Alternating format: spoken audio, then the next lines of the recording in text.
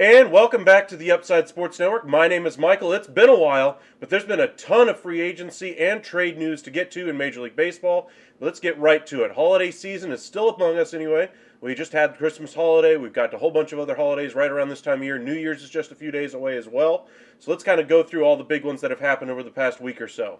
But first and foremost, let's start with the Carlos Correa signing with the San Francisco Giants. Wait, the New York Mets. Wait, maybe he goes somewhere else. Who really knows at this point? First, Carlos Correa agrees to the 13-year, $350 million contract to go to the San Francisco Giants. That deal basically spurned because of an issue with the medical. A few hours is all that went by before it took him, in order for him to agree to a new contract with the New York Mets. 12 years, $315 million. Now an issue with the medical has popped up again. Seems like it's going to be something with a lower body issue, some type of a leg issue, etc. Thank you for subscribing, J-Man. Appreciate that. But Correa, I mean, it's been an ongoing saga for him. It sounds like both sides still want to get this deal done for the New York Mets and Carlos Correa, but again, other teams have already reached out to Carlos Correa's camp to see what they can do to try to pry him away from the Mets. Is it that big of an issue for Steve Cohen and the New York Mets that they'll say, hey, we can't afford to make this type of investment if we're not sure that you're going to be healthy for all 12 years of the deal? I mean, it is a 12-year contract. He's going to miss some time eventually, pulled hammy, whatever the case may be. But you want to make sure he's as healthy as possible going into the deal. Now, it sounds like the issue that happened was that he suffered an injury anyway towards the end of the season. He fouled the ball off, I want to say the plate that he had installed in his leg anyway, and it seemed to have moved is what the issue was during the season. Didn't cause him to miss time during the year. I think he left the game and played the rest of the season thereafter. But I wonder if that shifting of that plate is going to cause issues more down the road, and that's what's really the issue with the medical. Now, obviously, he was able to still play with the issue that currently is there. Now, is he going to be able to play after the age of, say, 35 with this issue? Is he going to be able to play after the age of 38 with this issue? Is this something that could be easily resolved with another surgery to get that plate back in place?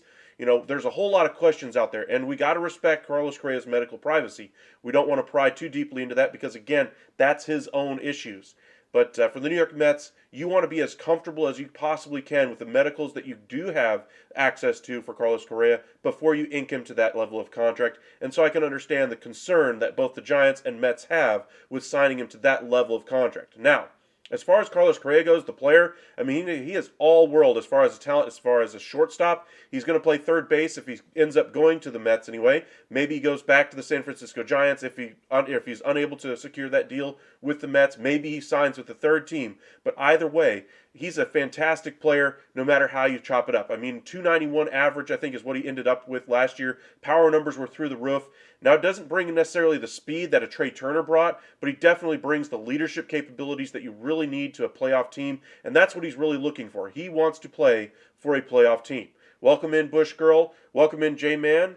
Do you think the Giants could get Correa again? I do think it's possible. Do I think it's likely? Absolutely not. I think they've already burned that bridge a little bit and have already spent the money, a little bit more of what they were going to give Carlos Correa. The 2-year, $36 million deal that they gave to Michael Conforto. We'll see how that ultimately works out, but there is an opt-out after that first year. But it looks like they've already earmarked money for this offseason at least, or at least for next season, that they were going to give to Carlos Correa in other ways anyway. Now, the contract itself, Carlos Correa's getting about $26+ million a year. That's way down from his average of $35+ million a year that he was getting from the Minnesota Twins. Now, understandably, that was on a 3-year contract with opt-outs after the first and second year. Much shorter term, very much about the prime years of Carlos Correa's career. He just played his 27th season anyway. He's 28 right now. This deal would take, or if they did sign him to another 3-year deal, that would take him to his age 31 season. Now, that's a great deal for the team if they're able to get him to sign that level of deal again. Maybe Carlos Correa is going to have to sign a short-term deal. I've seen a lot of fake Twitter accounts out there saying, oh, the Dodgers have scooped him up. No, they haven't.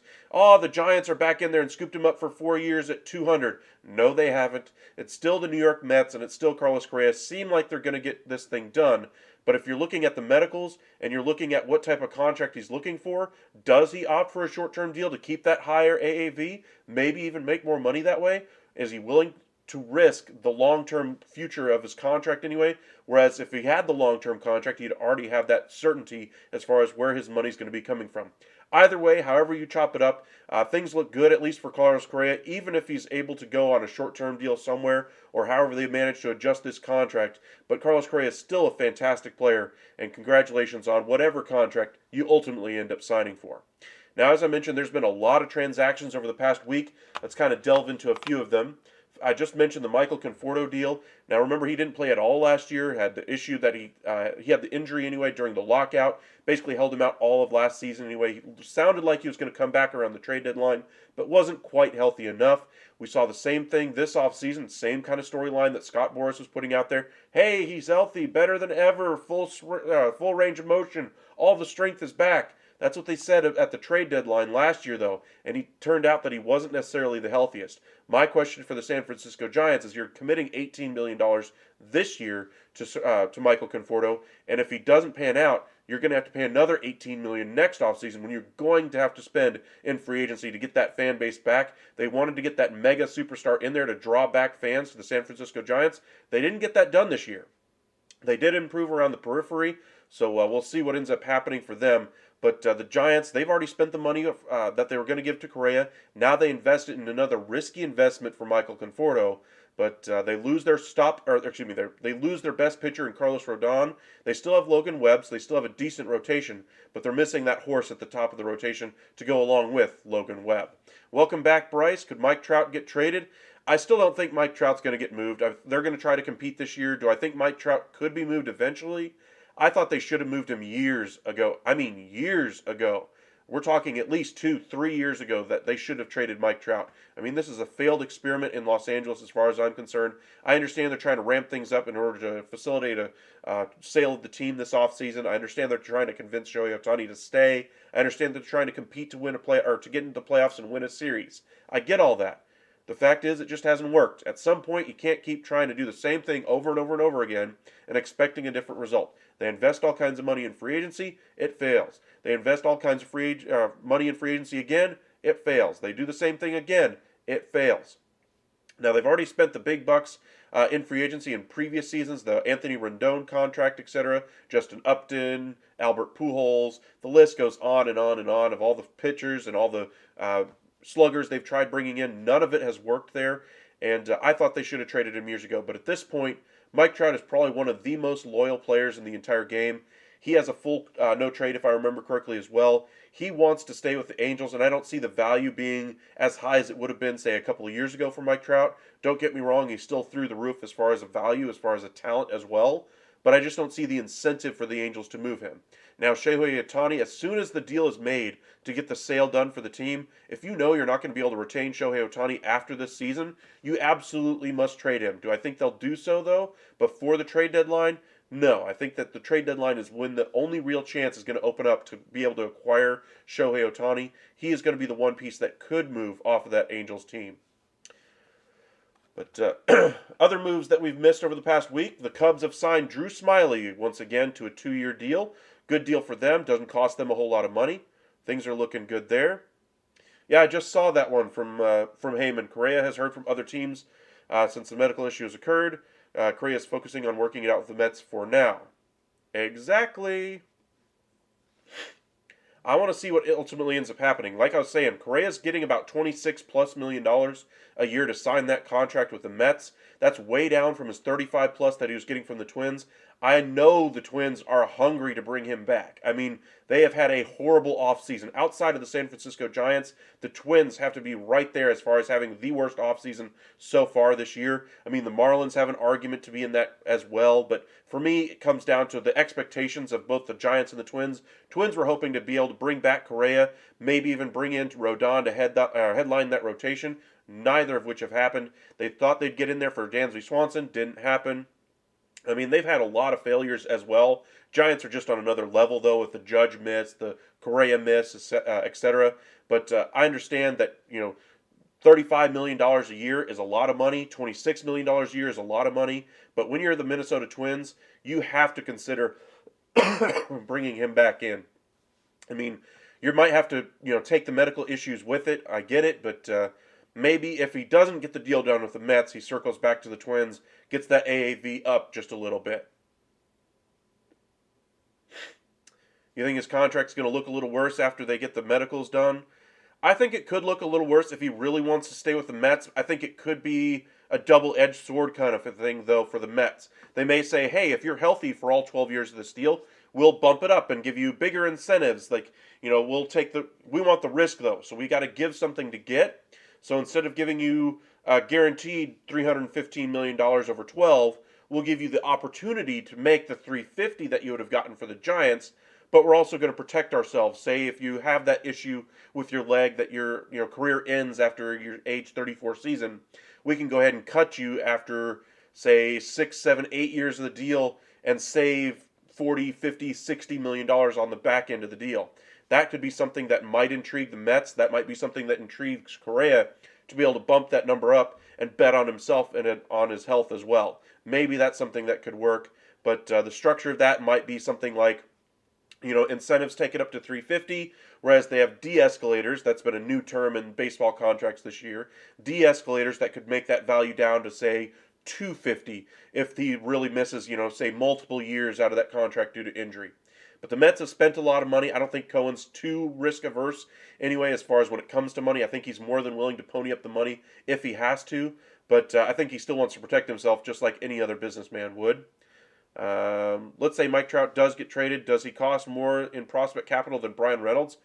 Yes. Just a flat yes. I understand Brian Reynolds is a younger player, I believe. I mean, Brian Reynolds is not the same player as Mike Trout, even with the struggles Mike Trout has had over the past couple of years due to health, etc. But Mike Trout is Mike Trout. Brian Reynolds is what, the fifth, or I would say probably in the top 10 as far as center fielders. Mike Trout is still in the conversation as one of the best players in the game. So as far as prospect capital, I would say Mike Trout still costs significantly more. I understand the price for the Pittsburgh Pirates is through the roof on him. It's said to be Soto-like for Brian Reynolds. So those of you who are New York Yankees fans, I know, Bryce, you're a big Yankees fan. But the price for him I don't think is necessarily going to be Soto-like when he's finally traded. I do think he'll probably get moved before the season. I would probably move him before pitchers and catchers report in February. That's when I would make the deal. If I'm Pittsburgh, I don't want him showing up to camp, poisoning the well, so to speak, of all the young talent they got coming. Maybe bring in a good veteran outfielder, kind of shepherd the young guys along, like a McCutchen. Said that before, having a tie back to the good old glory days in Pittsburgh. McCutchen would be a great ambassador for that while you're getting rid of a talent like Reynolds, reinvesting it in, say, pitching, and that would be a great get for the Pittsburgh Pirates. Welcome in, Steven. Yeah. 119 games, though, is the worry there with Trout. I mean, he's still Mike Trout. He's still in the top, 10, 15 players in the game? I might be underselling it by that as well, but he does have his warts a little bit more than he did, say, 5 years ago. There's now a clearly developed hole in his swing that you can attack, but Mike Trout is still Mike Trout. He can adjust at any point and correct that when he gets his mind right and does so. Welcome back, Willard. I think Houston might end up getting Gary Sanchez after all. Well, I mean, most of the good catchers are already scooped up. I'm not saying it's a good move for Houston to be able to bring in Gary Sanchez, but maybe they end up going that route. We just saw the trade that sent Moreno and Gurriel to Arizona in exchange for Dalton Varsho. That was probably the big trade that we saw over the past week that I haven't talked about yet. Varsho has plenty of control left anyway. Has spent over 30 games at catcher and most of his time in right field anyway for the Arizona Diamondbacks. He's going to fill that left-handed bat role anyway for the Toronto Blue Jays. Gurriel, surprisingly to me, only had 1 year left on his deal. He's already that old he's already been in the league that long. But his value was down as far as defensive numbers, but his offensive numbers are still very strong every single year, and so we may end up seeing him being flipped somewhere else. We could even see Gurriel being moved back to the infield because of his defensive issues that he had in the outfield with Toronto. But the Diamondbacks have plenty of outfield prospects to be able to suit up a respectable team out there in the outfield. Maybe they move Gurriel's bat to the infield and see what they can get out of him for one more year. As far as the second piece of that deal, Moreno is probably the more valuable piece for them long term. They have Carson Kelly, I believe, as far as their catcher, so a good mix there with Moreno and Kelly. Diamondbacks are an up-and-coming team. They have a good young pitching core that's coming. Maybe they're able to spin off the contract of Madison Bumgarner at some point, but Diamondbacks are looking good to at least finish fourth, maybe even third in that division out in the NL West. One other move that we saw from the Philadelphia Phillies, they have signed closer Craig Kimbrell to a 1 year, $10 million deal. That deal became official right before the Christmas break anyway. Great deal for both closer and for the club. Low cost investment for the club. I mean, it's still $10 million, but it only is for 1 year, not for a lengthy commitment or anything like that. Give you stability at the ninth inning spot, and say he doesn't work out as the ninth inning, you've got plenty of other guys that can fill in late inning relief if he falters. And it's not such a big contract, like say 4 years at 60, that he might have gotten in his prime. But overall, just a great deal for the Philadelphia Phillies, adding to that pen. The Phillies are trying to keep pace with the arms race that's going on in the NL East. He was once an all-star, and I think the Astros' current catcher could help bring back Gary Sanchez's confidence back as an elite catcher. Gary Sanchez was never an elite catcher. Anybody who tells you otherwise is kidding themselves. He cannot catch the ball from the pitcher. It goes to the backstop more often than not, I'll put it that way. As far as throwing out runners, he drops the ball, throws it into center field quite a bit. Just the strike three calls that are right on the edge that you expect almost every single catcher in the game to be able to make. He drops the ball, causing it to be called a ball, makes it look makes it look more and more like a ball than it does a strike. I just don't understand why people are infatuated with Gary Sanchez as a catcher, and I understand your optimism there, Willard, about Maldonado maybe showing him the finer points of catching. But don't you think every place he's ever been has tried to show him that before? I mean, he had a great defensive catcher to work with in New York. He had a good one in Minnesota last year anyway, and he's had years and years to be able to correct these problems and just hasn't. So again, I just don't understand the optimism for Gary Sanchez. I would play him at DH, and that's it. And even then, his bat doesn't warrant taking up a roster spot on my roster if I'm the Houston Astros. I want a guy who can flex around the infield. I want a guy who can be a good, productive bat at catcher rather than just a hole filler. I mean, Gary Sanchez can run into one just like anybody else, but at this point, I mean, you need some type of offensive player there at catcher. Next to Maldonado, I get it. I just would go a very different direction than Gary Sanchez.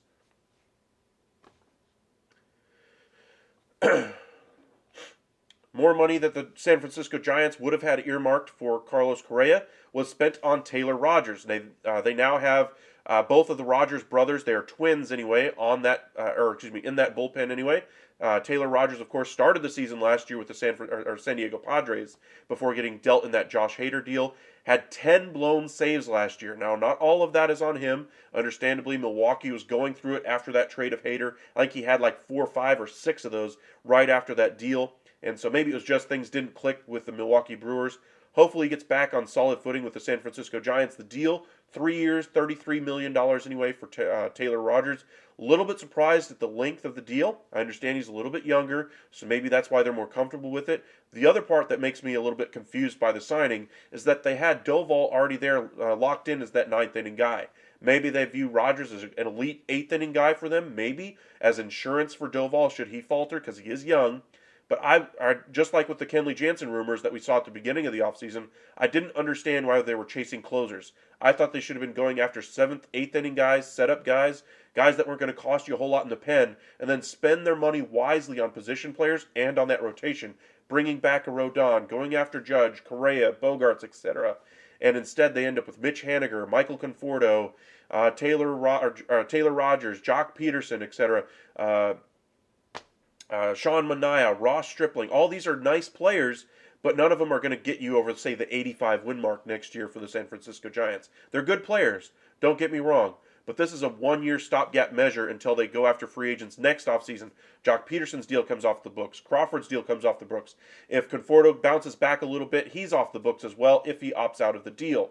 Haniger comes off in 2 years. Manaea has an opt-out after the first year. Stripling has an opt-out after the first year. A lot of questionable moves for me for the San Francisco Giants, at least as a 1-year stopgap measure.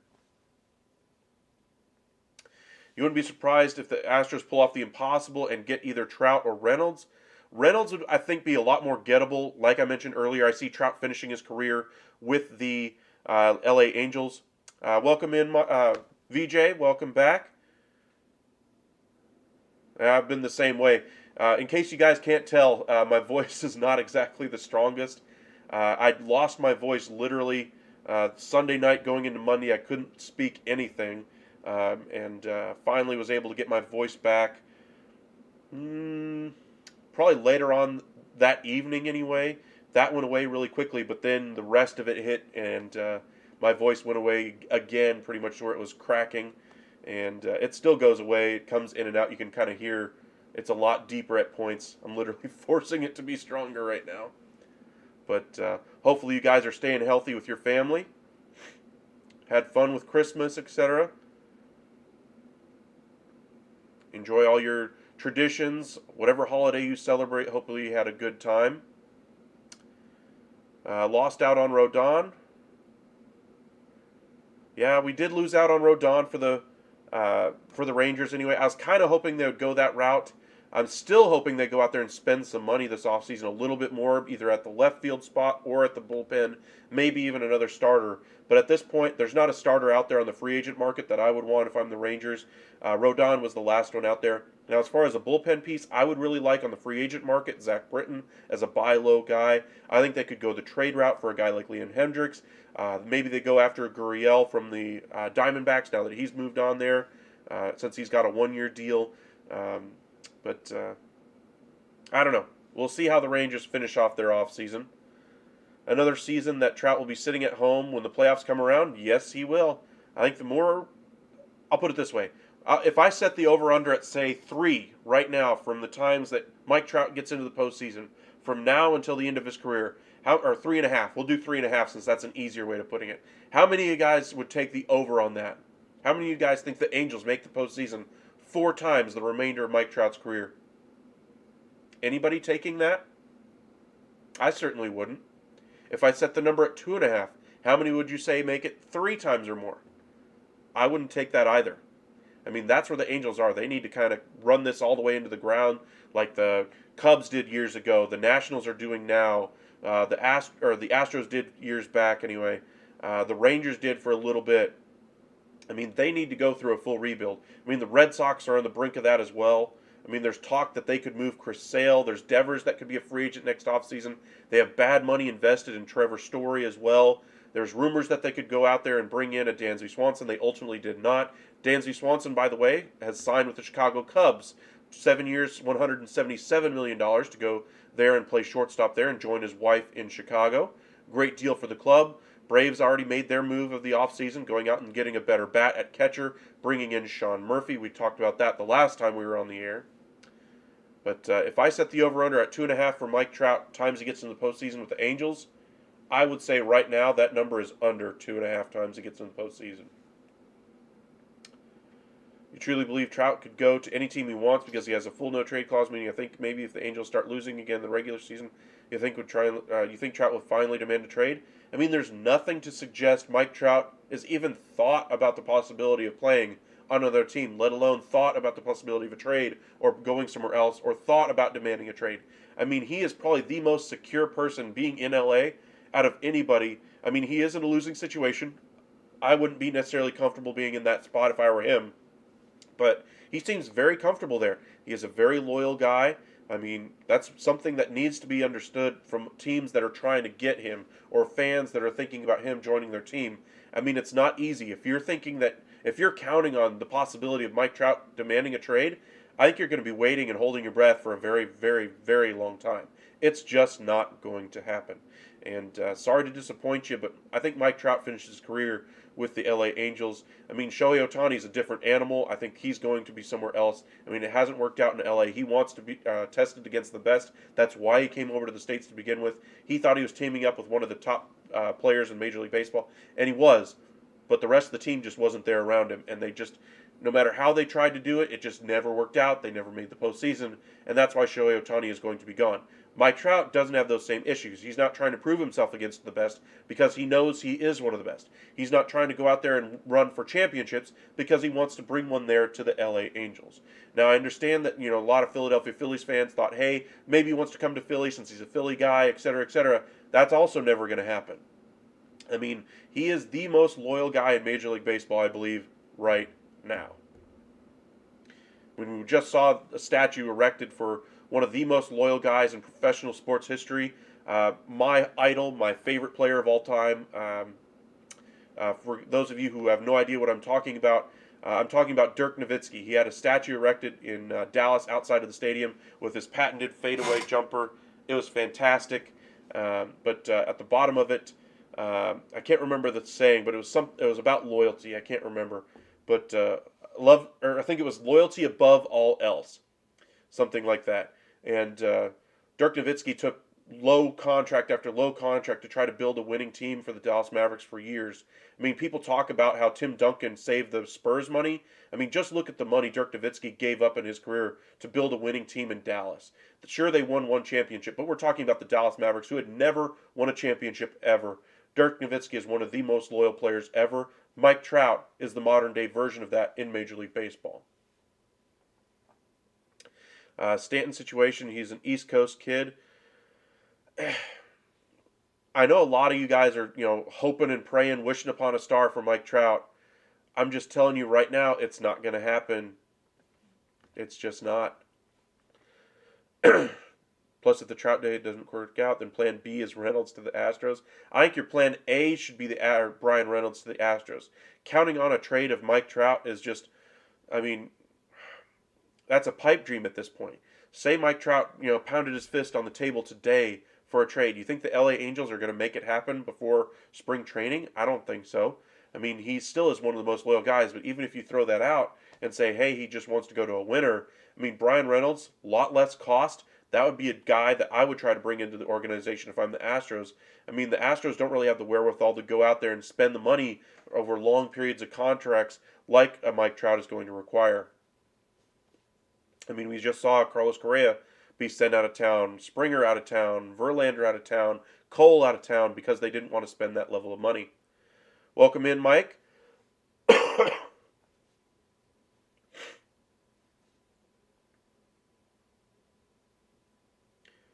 How in the world would we know as far as Mike Trout being loyal? Because we've seen it. I mean, it's been evidenced. I mean, he has not even remotely talked or sent out any rumors or sent anything out there that other players do.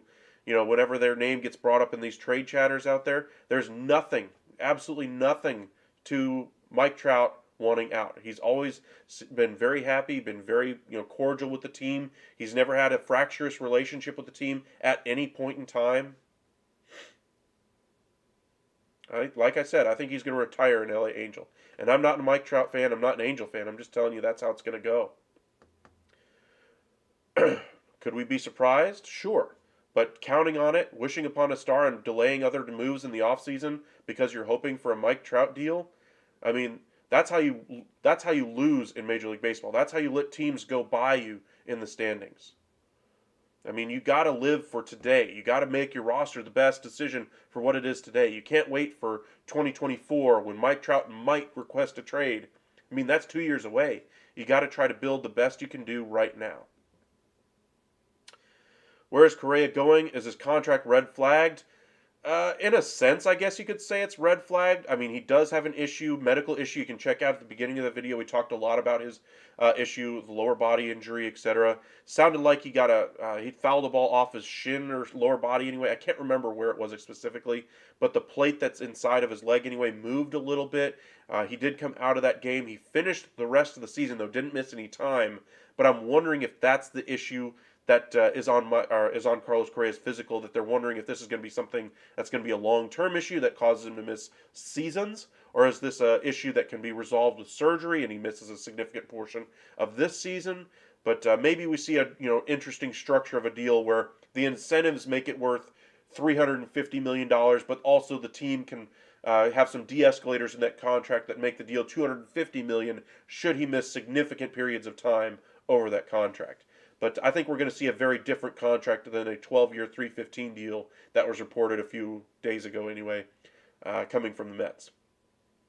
I think if the Astros offer the Pirates one of their star pitchers from the pitching staff and add that star center fielder in the minors, Leon, that could be a very intriguing offer for the Pirates. I know they want to have a frontline starter, so if you do give one of the major league starters off of that staff, that would be fantastic for the Pittsburgh Pirates, who are trying to build something there. They want young started pitching. So don't think of like 2 years left on a contract type of deal like Pablo Lopez from the Marlins. Think 5, 6, 7 years of control, etc. What are you hearing about the Yankees? Well, they're still looking for an outfielder. They've turned their attention to the bullpen as well, trying to upgrade that. But outside of that, that's pretty much it. They could use another starter at the back end of that rotation. Maybe they could trade one of their middle infielders, but their offseason work is pretty much done. Two big ticket items that they absolutely had to have are done. Aaron Judge, $360 million over 9, and Carlos Rodon signing that 6-year deal with them as well. Just overall, great offseason for the Yankees. Even if they ended it right now, it's far better than what they did last offseason. Another bit of news that we haven't really got to is that the Cincinnati Reds have released Mike Moustakas. Those of you might remember him from the days with the Kansas City Royals as one of the best sluggers in Major League Baseball. We'll see if he ends up signing anywhere, but at this point, he's going to have to sign, I would imagine, a spring training invite in order to make a team somewhere. The other bit of news, Trevor Bauer's suspension was reduced to 194 games. He is basically reinstated effective immediately. The Dodgers have essentially 2 weeks from that time in order to make their decision as to whether or not to add him back onto the 40-man or just outright release him. Now, he's going to have to miss a prorated portion of the salary this season, so it would only be a $23 million outlay for the Dodgers should they do that, as opposed to the $32 million that he originally signed for.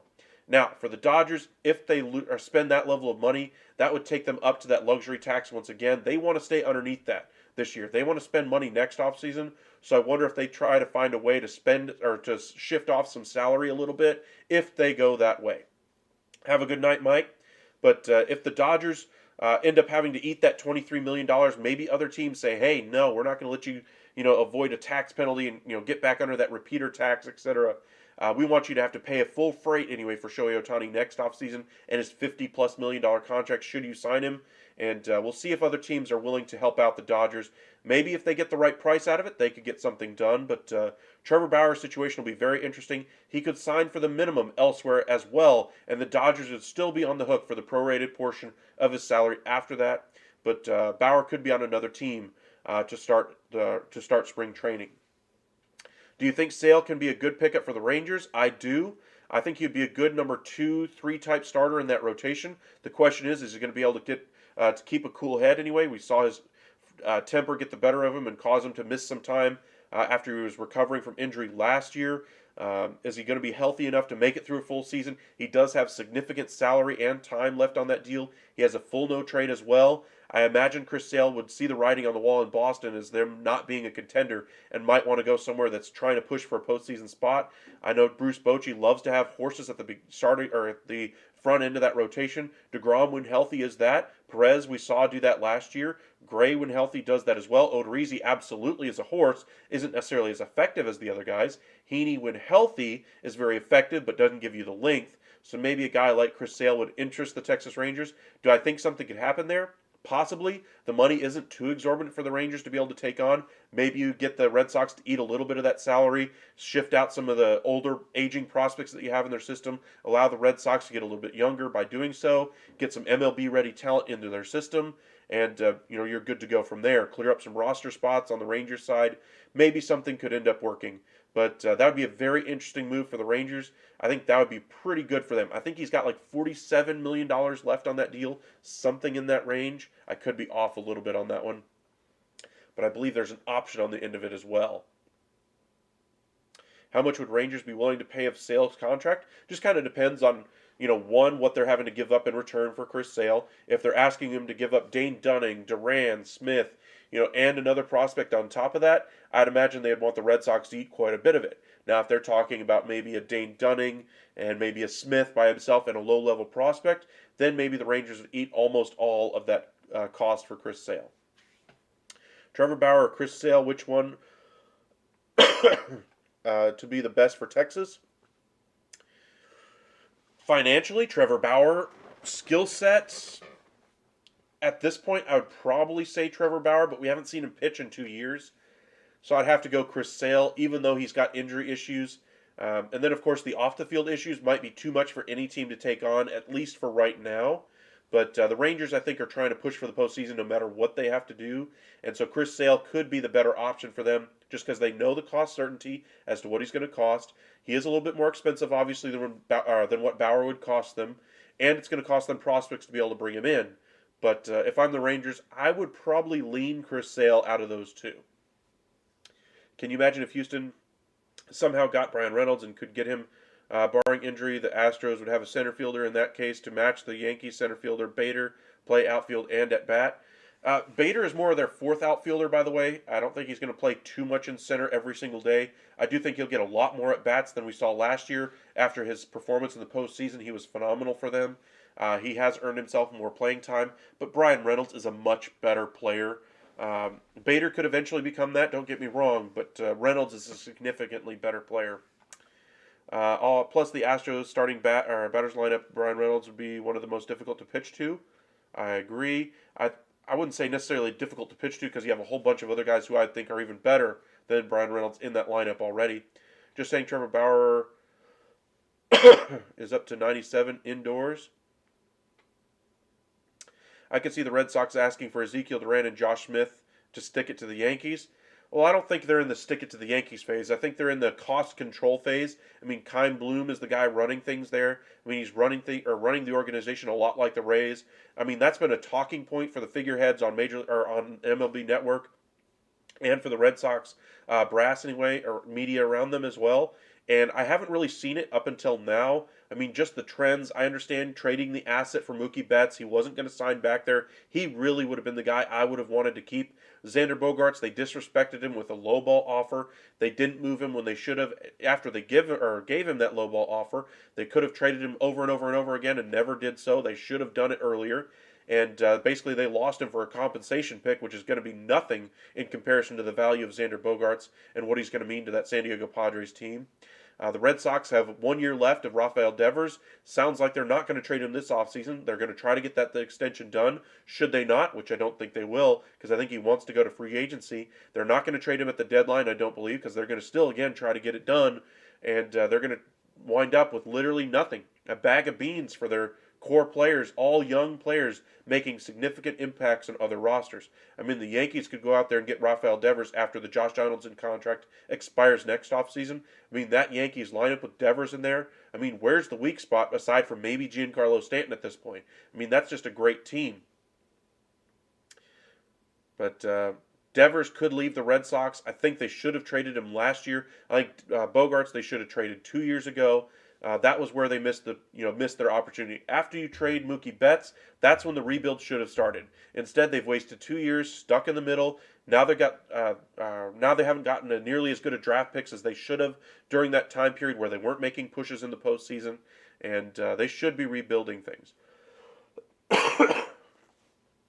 Sale and Devers to Texas would mean Josh Young involved, and I don't see Texas trading Young. I agree.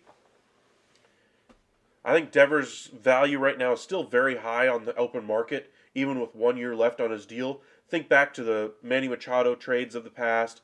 Think back to the Mookie Betts deal to the Dodgers a few years ago. That's a similar return we could see for Rafael Devers if they moved him. But for me, if I'm the Rangers, I mean, Devers would be a great get, don't get me wrong, but that's a lot of money to spend, and there's no guarantee you re-sign him because, again, I don't think he's going to sign an extension, period, if he is traded to wherever he ends up going. I think he wants to maximize his value on the free agent market, and so maybe if you are the Rangers and that's the guy you've identified as who you want to play third base, shift Young out to left field, and maybe that's your long-term left fielder. If that's the guy you identify next offseason, if it's the guy you want to spend your money on, I wouldn't necessarily go out there and trade for him.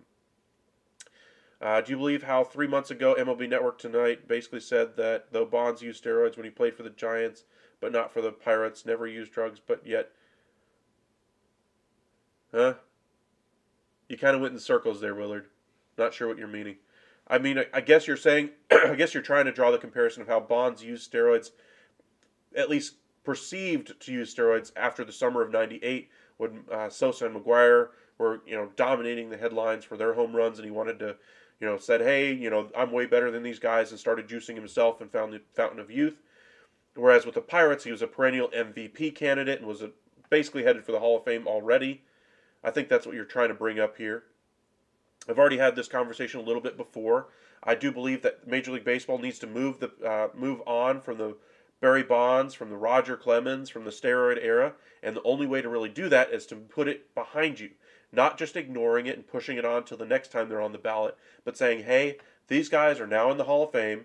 We acknowledge that the issues during that time in baseball were rampant. These were guys identified as PED users. Whether you believe it or not, this is something that was very important in Major League Baseball. They were significant to the history of Major League Baseball. They also caused Major League Baseball to improve from that time period as well. Drug testing got much better as well. They were very good after that time period because they realized the flaws in their system. The media finally came around to saying, hey, these guys are cheating. What are we doing here? And they finally started showing the light and shedding the light on these problem areas in Major League Baseball. Now, the reason why I put them in is because this finally ends the debate as far as what's going or whether or not they should get into the Hall of Fame, rather than talking about the guys who are already in, the guys who deserve to be talked about already in the Hall of Fame, instead of saying, hey, yeah, they were a good player. Now, should they get into the Hall of Fame, and talking about Bonds and Clemens for 15 minutes while we give literally one sentence to all the other guys who've already made it into the Hall of Fame? It's a disgrace to Major League Baseball to constantly have that level of discussion. And next year, Bonds and Clemens are not even going to be on the ballot. But A-Rod is, Manny Ramirez is. The steroid issue is going to continually come up. And until they find this resolution completely, Major League Baseball is never going to be able to put it behind them and grow from it.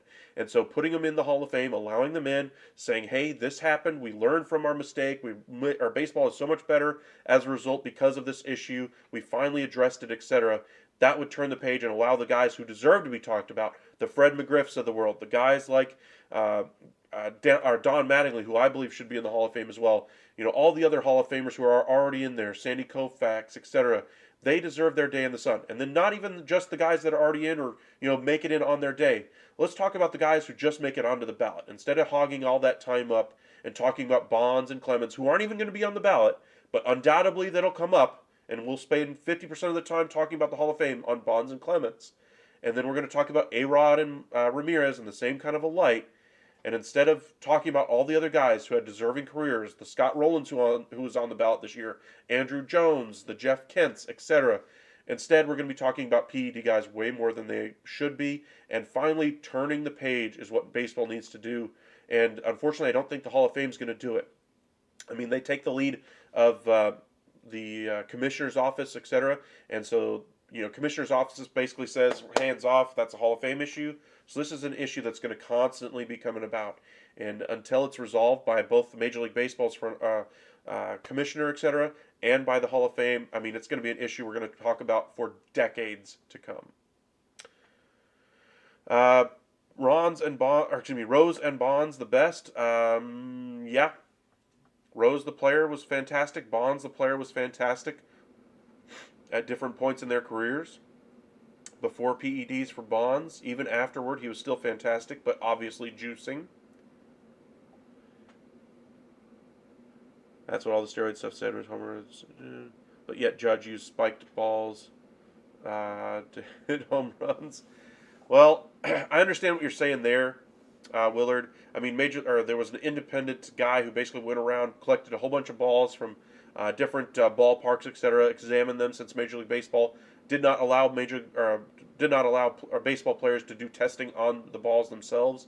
This guy went to these different games, found the balls, took them home, and studied them essentially, and found out that Major League Baseball used 3 different types of balls during the season last year, when baseball said they were absolutely not doing it. We'll see what ends up coming from that, but supposedly the Yankees at home games had juiced balls, essentially, if you will. They played with a different type of ball. They also found that primetime games, the balls for those were also different, similar to the balls used for the New York Yankees. Now, do I think Aaron Judge's numbers were inflated by that? No. Do I think it's that big of an issue? No. I just think Major League Baseball doesn't want to talk about it because they understand, the issue the game has had with juicing balls and juiced players in the past. They don't want that to be the story.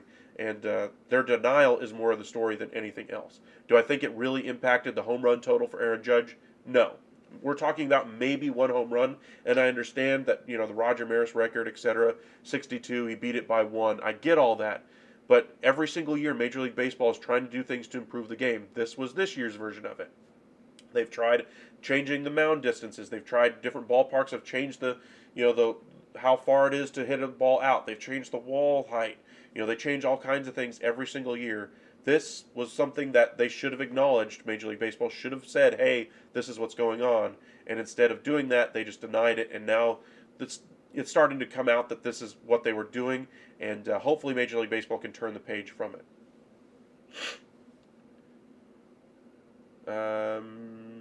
Why did Major League Baseball ban Pete Rose for gambling? But yet, correct or not, isn't all baseball doing that now? So what's the difference? Baseball isn't necessarily betting on games. They're basically accepting advertising dollars from it. That's the difference.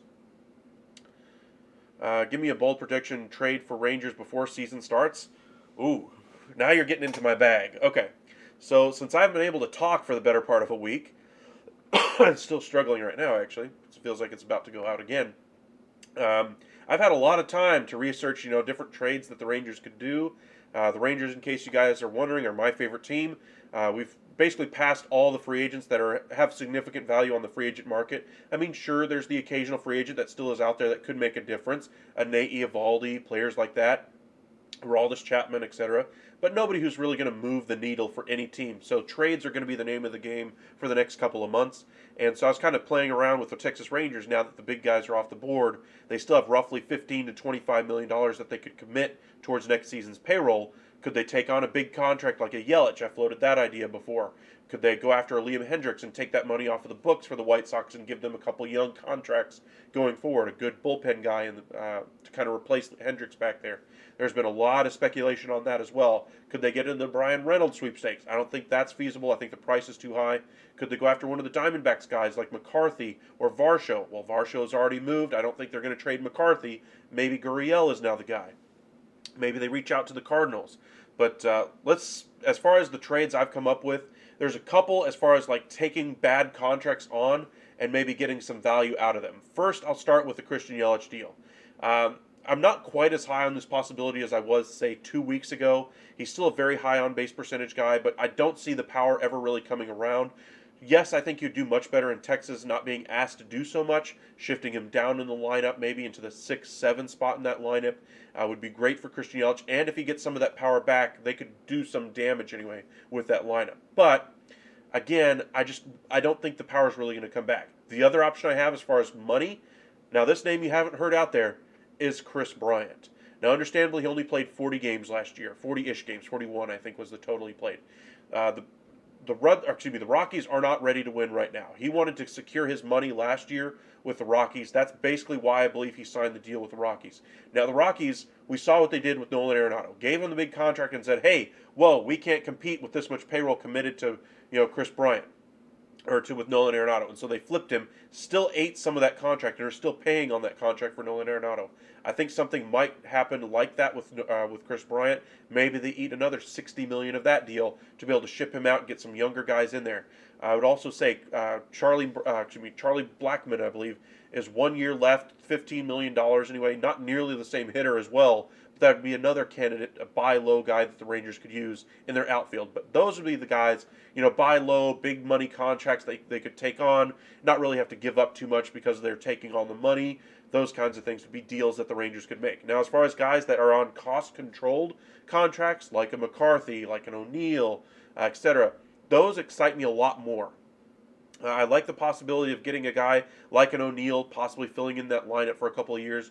But I think as far as a trade, I would try to go after Gurriel from the Arizona Diamondbacks. I'd say, hey, you still have a glut of outfielders. If you're really planning on using him in the outfield instead of shifting him to the infield like I think they should do, then maybe the Rangers step in there. He's a very good offensive player, struggles defensively, but the Rangers are looking for productive offensive players right now, and he definitely fits the bill. He's got 1 year left to control. Diamondbacks aren't necessarily looking to use him for only 1 year. They got a lot of good guys coming up with cost-controlled contracts, and so maybe he's not the long-term fit for them either. And so maybe you can convince the Diamondbacks to trade him to you at a much lower cost than what it might cost you to get, a Dalton Varsho that, we just saw the price for him anyway. But maybe Gurriel would be a good fit for the Rangers. But as far as a bold prediction,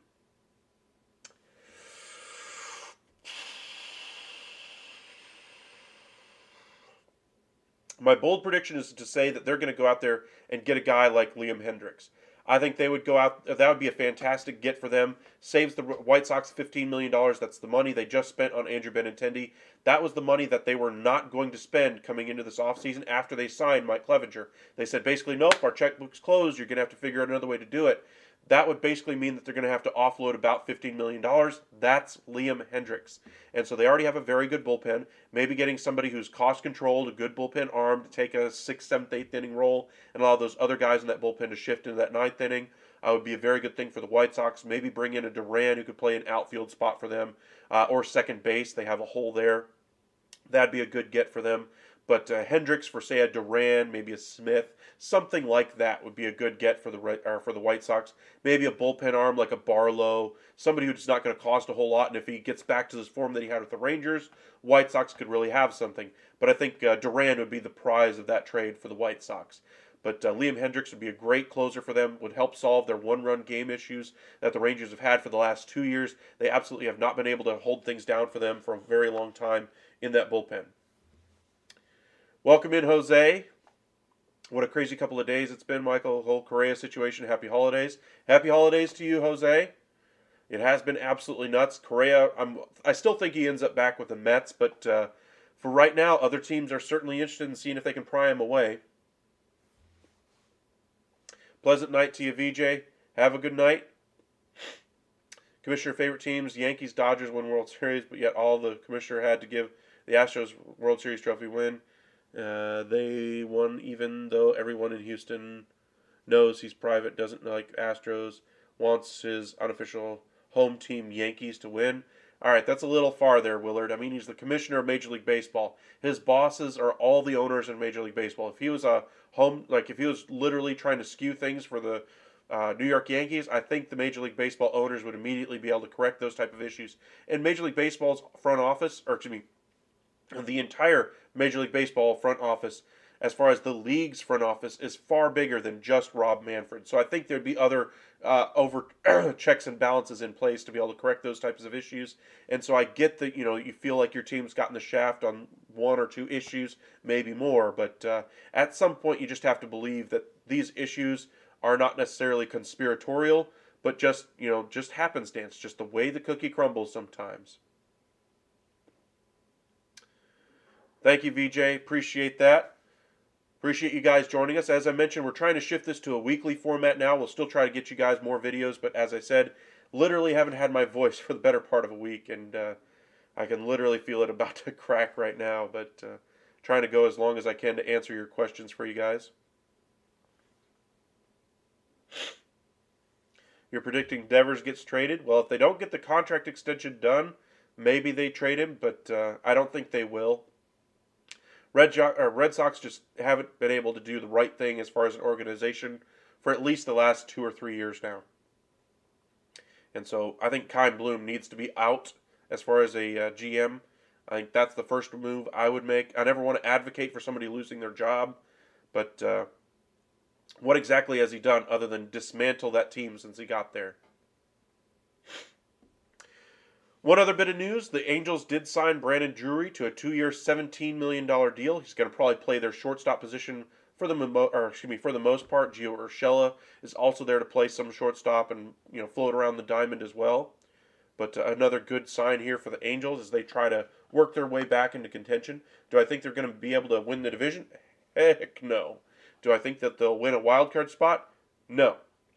Do I think they'll be better than last year? Absolutely. Do I think they finish higher than 4th in that division? No.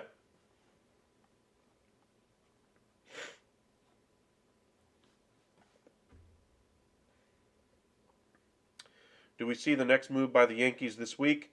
I don't think so. I think the teams are still doing their holiday thing right now. So we're not going to see too many big things right now. I mean, the biggest thing we've seen over the past week, besides the Correa thing, was the Craig Kimbrell. I think we could see some other movement as far as like a low-level signing, but I don't think we're going to see anything outside of the box until after the New Year's holiday. I think probably by the 2nd, 3rd, or 4th, we could get a bigger trade starting to happen. Hendricks for Gleyber Torres is a better deal than Hendricks for Duran. Since when? That to me is not a good deal. just to kind of get an idea, make sure I'm not crazy, I want to look at Torres' contract and see what he's got left. Torres is an 11.6 value on baseball trade values. Duran, if I remember correctly, is at 18. Plus, he's got significantly more time as far as control. I want to say he's got like 6 years left to control, whereas Torres has 2. Torres has basically been found out to only be a good second base option. Sure, the Yankees need the White Sox need a second baseman, and he is more MLB ready right now. But I think the White Sox are looking for cost control, and Gleyber Torres isn't exactly cost control for them. I mean, that's still a $10 million contract for them on their books, and that doesn't necessarily save them the money that Liam Hendricks would. And so Gleyber Torres would not be the deal the White Sox would be looking for. They would want cheap contracts. You'd want like a Peraza in return for Hendricks. I'm not saying that's fair value, but I'm just saying prospect level value is what the Yankees need to give up for him. Not a guy like Gleyber Torres who's making $10 million a year. Yeah, thank you, Bryce. I agree. I mean, just looking at their value, just looking at the contract itself, $24.5 million over the next 2 years for Torres. I mean, Duran still has 6 years left to control, is on league minimum salary for the next 3 years.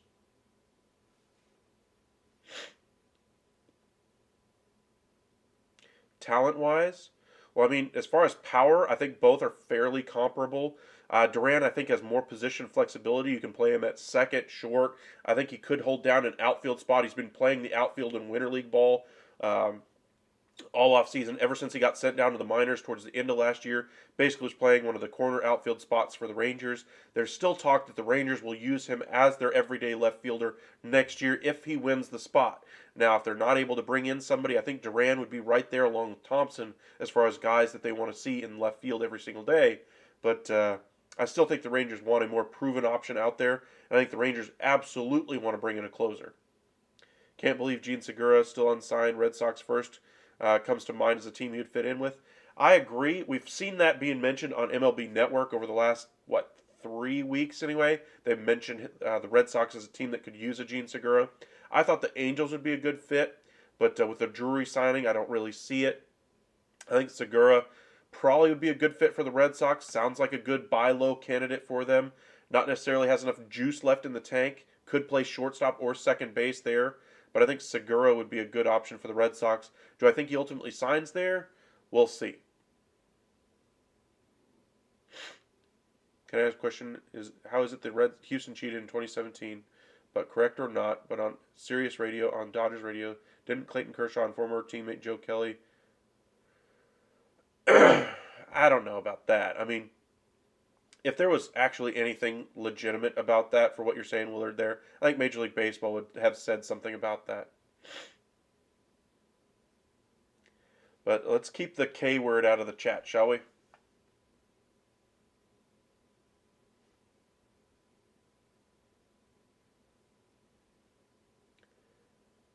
I get what you're trying to say, Willard, but if there was... I don't think those things were...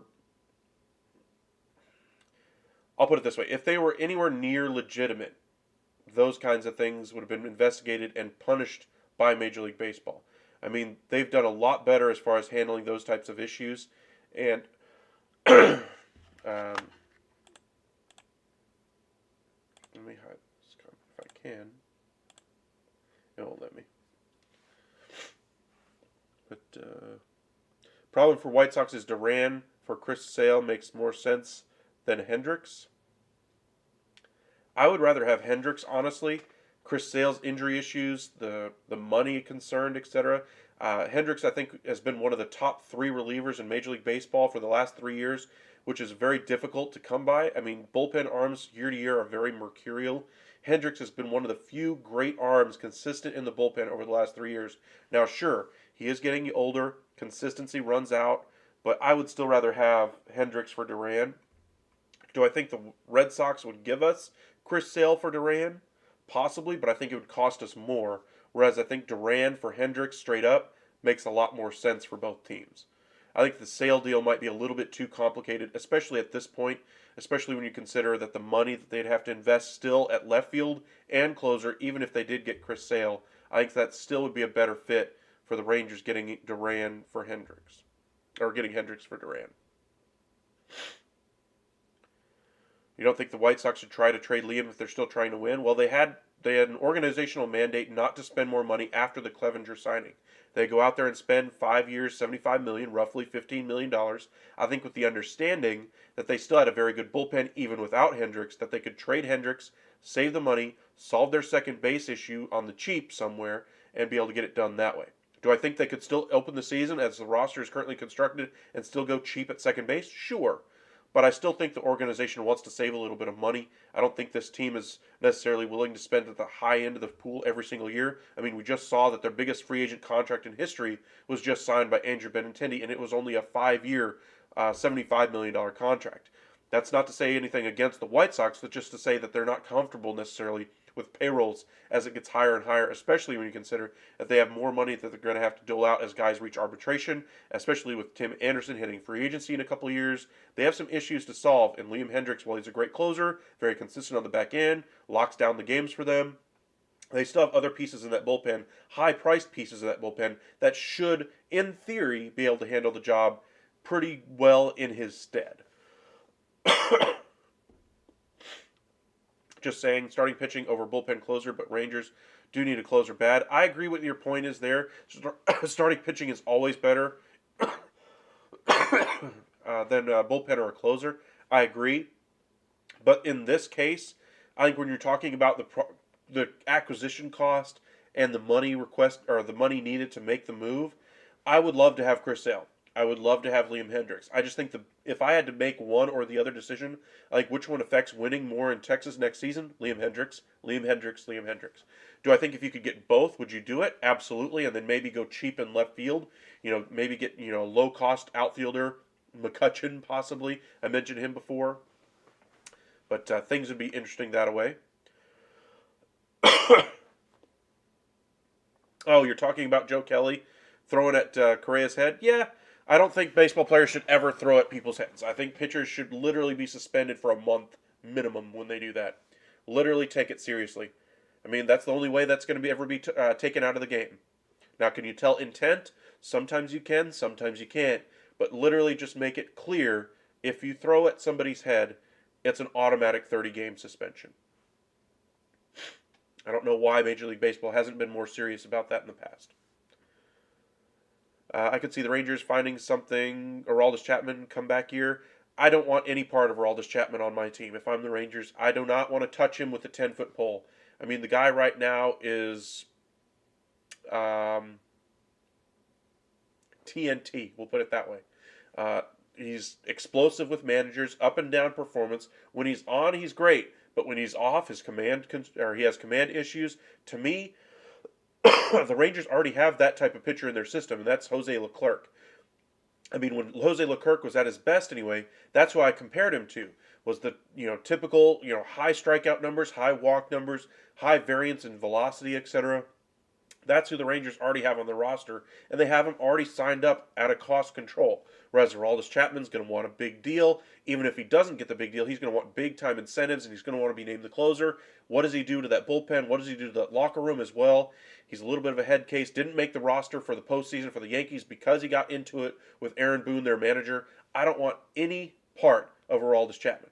Now, Zach Britton, understandably, he's coming back from injury. How much can he really give you? He would be somebody I would really be invested in trying to get into my system. If I'm the Rangers, as kind of a buy low option, put him on the 60-day IL, let him recover from his injury, and see what kind of an impact he can make. Dodgers have 10 days to make a decision on what they want to do with Trevor Bauer. Do you think he'll pitch somewhere else in 2023? Yes, he is a starting pitcher. He last pitched in major leagues and was absolutely effective, lights out, one of the 10 best pitchers in Major League Baseball at the time. He hasn't pitched in a couple years, though. Has a whole bunch of off-the-field concerns, but Major League Baseball teams love starting pitching, especially around the deadline. Now, look back at, say, Cole Hamels. Everybody knew last year he was looking to possibly come back, even though he was injured over the last couple of years. He's tried coming back and playing. He pitched in one minor league game for the Dodgers, I think, a year ago. Got injured in his first time out. Shows you just how much teams want starting pitching. Now, which one would you rather have as far as performance? Trevor Bauer, who was considered one of the 10 best pitchers in the game at that time, or would you want Cole Hamels, who was seen as on the very twilight of his career? Obviously, Trevor Bauer. He's only going to cost you league minimum once he is released by the LA Dodgers, and as long as you can handle the headache of what he means or what he brings off the field, if you're in a pennant race, you're hoping on that being the story that overrides everything rather than the off the field concerns.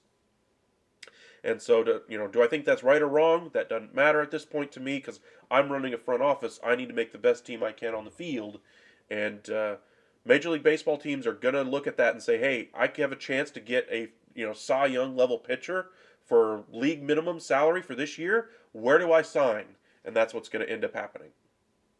Do I think it's going to happen right away? Maybe, maybe not. I think teams are going to take a minute to kind of delve into the off-the-field thing just to make sure they don't have any surprises in there. But as long as there's nothing out, really ugly coming up about it, I think he very easily could find himself in a starting rotation next year. Who do you think picks up Johnny Cueto? Had a great year with the White Sox last year. I think he probably finishes his career with the Reds. Maybe the Marlins. They've had some interest anyway, but I think he goes back to Cincinnati. They need some innings out of that rotation. They do have a couple of good starters at the top of that rotation, but they could use some length, somebody to draw fans to the games for that number 4 or 5 starter in that rotation. Cueto would be a good get for the Reds to kind of wrap up his career. Can you imagine if the Rangers got Bauer and Liam Hendricks playoffs? If that happened, absolutely the playoffs. I think they easily finish as the second best team in that division, even with the moves the Mariners have made. I still think the Mariners are one move away. I think they still have at least 1 or 2 moves left in their sleeve as well. But the Rangers would still need to make a move for left field, I'd imagine. But if they got Bauer and Hendricks, they would have a very good team. You're talking about a 1 of DeGrom, a 2 of Bauer, a 3 of Perez, 4 of Gray, and a 5 of Heaney, with Odorizzi waiting in the wings along with Dunning. That'd be a very good rotation. And then Hendricks locking down things late. That'd be a great get for the Rangers. But appreciate you guys joining us once again. We might do another one of these videos later on this week just to kind of dig into some of the other storylines that we've seen, but my voice is about to give out and I don't want to lose it for the rest of the week.